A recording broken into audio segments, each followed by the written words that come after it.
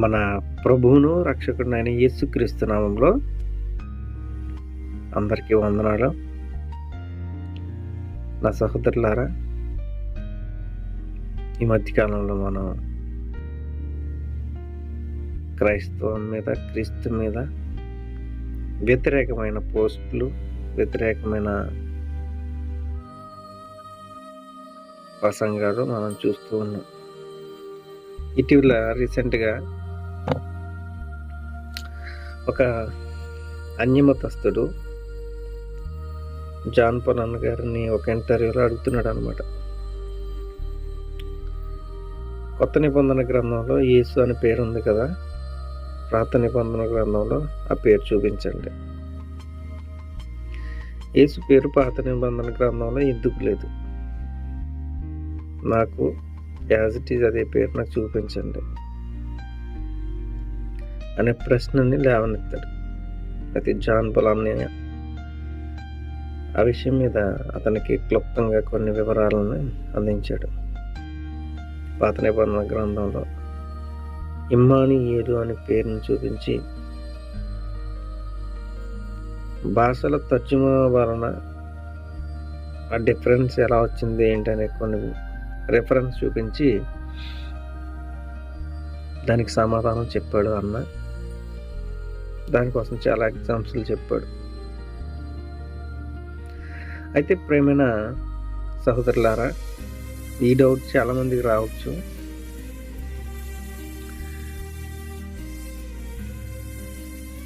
పాత నిబంధన గ్రంథంలో యేసు అనే పేరు ఎందుకు లేదు అనే డౌట్ చాలా మందికి రావచ్చు. అయితే నేను కూడా నా వంతు ప్రయత్నం, నేను కూడా అలాంటి డౌట్స్ ఉన్నవారికి, అలాంటి అనుమానం ఉన్నవారికి నేను కూడా క్లుప్తంగా ఒక వివరణ ఇవ్వాలని ఆశపడ్డాను. అయితే నేను చెప్పే విషయం ఏంటంటే, ఆ పేరు అసలు యేసు అనే పేరు పాత నిబంధన గ్రంథంలో ఉందా లేదా అనే ఒక క్లారిటీని నేను తెలియజేయాలనుకుంటున్నాను. యెషయా గ్రంథము 43వ అధ్యాయం 10, 11, 12 వచనాలు అక్కడ చూసినట్లయితే మనకి లేఖనాలు ఏం చెబుతున్నాయి అనే విషయాన్ని నేను తెలియజేస్తాను. ఏమంటున్నాడంటే అక్కడ 11వ వచనం చూడండి. నేనే యెహోవాను, నేను తప్ప వేరొక రక్షకుడు లేడు. కిందకి వెళ్ళినట్లయితే ప్రకటించువాడును నేనే, రక్షించువాడును నేనే. ఇక్కడ మనం 2 మాటలు చూడవచ్చు. నేనే యెహోవాను, నేను తప్ప వేరొక రక్షకుడు లేడు. ప్రకటించువాడును నేనే, రక్షించువాడును నేనే అంటున్నాడు. ఈ వాక్యం బాగా అర్థం చేసుకోండి. ఏమంటున్నాడంటే, నేను తప్ప వేరొక రక్షకుడు లేడు అంటే ఇక లేడు. ఈయన ఎవరండి? రక్షకుడు కదా. ఇప్పుడు మత్తయి సువార్త 1వ అధ్యాయంలోకి వెళ్దాం.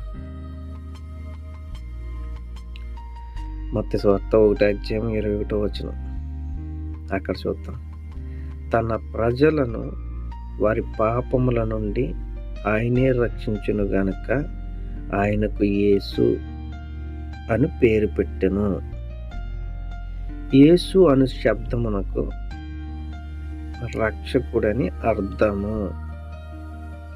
ఓకే, అర్థమైంది కదా. ఇప్పుడు ఏమంటున్నాడంటే, వారి పాపాల నుండి ఆయనే రక్షించను కాబట్టి ఆయనకి యేసు అని పేరు పెట్టును అని ఉంది. ఆ యేసు అనే పేరుకి అర్థం కూడా చెప్తున్నాడు ఇక్కడ. ఏమనంటే రక్షకుడు. ఇప్పుడు అర్థమైందా మీకు? యెషయా గ్రంథం 43వ అధ్యాయంలో అంటున్నాడు 11వ వచనంలో, నేనే యెహోవాను, నేను తప్ప వేరొక రక్షకుడు లేడు. మత్తయి సువార్తలో అంటున్నాడు, వారి పాపముల నుండి ఆయన్ని రక్షించును గనుక యేసు అని పేరు పెట్టబడును అన్నాడు. యేసు పేరుకు రక్షకుడు అని అర్థం. అంటే యేసు అంటే ఏంటి? రక్షకుడు అని అర్థం. ఇప్పుడు పాత నిబంధన గ్రంథంలో రక్షకుడు అని ఉందా? ఉంది కదా.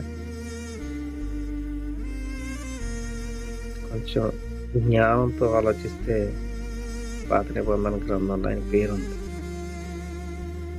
యేసు అనే మాటకు రక్షకుడని అర్థం. రక్షకుడని అనేక చోట్ల అనేక సార్లు పాత నిబంధన గ్రంథంలో రాయబడి ఉంది. ఇదొకటి నేను తెలియజేయాలనుకున్నాను. ఇంకొక విషయం ఏంటంటే 12వ వచనంలో అంటున్నాడు, యెషయా గ్రంథము 43:12 వచనంలో, ప్రకటించేవాడును నేనే, రక్షించేవాడును నేనే, దాన్ని గ్రహింపచేసిన వాడును నేనే. ఏ అన్య దేవతయు మీలో ఉండలేదు. నేను దేవుడను, మీరు నాకు సాక్షులు. ఇదే యెహోవా వాక్కు. ఇంత క్లుప్తంగా వాక్యం చెప్తుంది. ఆయన పేరు లేదు అంటున్నారు కదా. ఆయన పేరు ఉందని మీకు అర్థమైతే నిజంగా అర్థమవుతుంది. మంచి జ్ఞానంతో ఆలోచించండి. ఖచ్చితంగా దీనికి జవాబు దొరికిందని నేను ఆశపడుతున్నాను. Praise lord.